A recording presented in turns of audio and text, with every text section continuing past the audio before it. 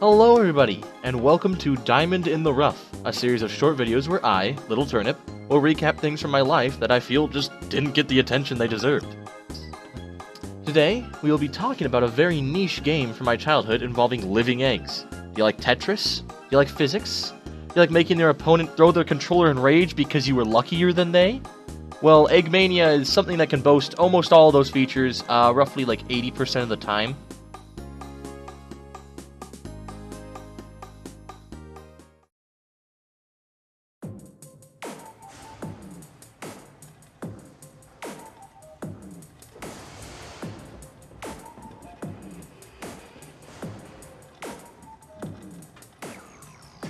Egg Mania was a game that my brothers and I never asked for. However, we probably got it due to the fact that my parents probably found it in some bargain bin of GameCube games. But this never really stopped us from enjoying the game. In fact, it was pretty darn fun, even if we were never really that good at it. I swear, easy mode's the only thing I can do to this day. My little brother and I revisited the game 10 years after we got it, basically, and he barely beat normal mode. However, I digress. Despite the difficulty curve being very, out there, the game oozes a lot of charm, and has a lot of personality to it. First of all, there are 12 characters in total. However, only 8 of them are open to you when you first play.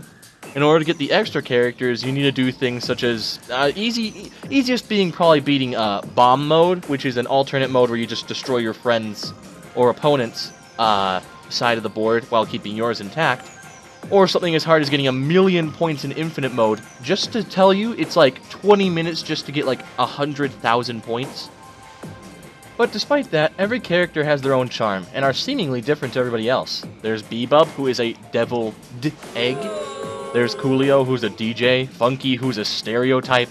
And many, many more eggs with their own looks, and own personalities. Thankfully, though, all the eggs are just for vanity and nothing else, so there's no tier listed in their game, thank goodness.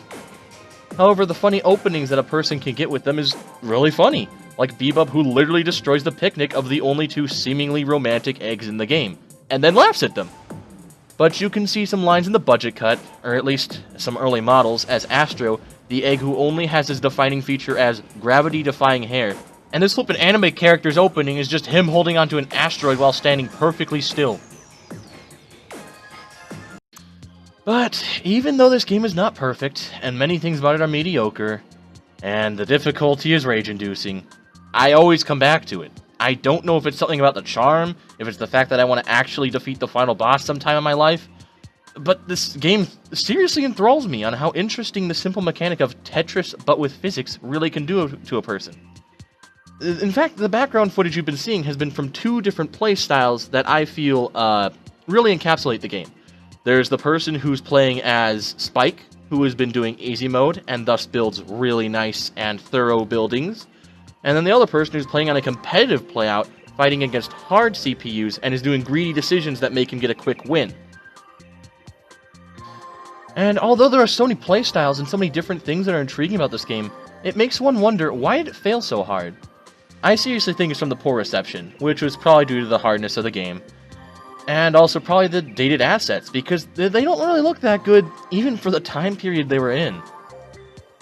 In fact, this game would get as low reception as in the upper 50s, and as high as the lower 70s. And so that's probably the reason it was in the bargain bin in the first place.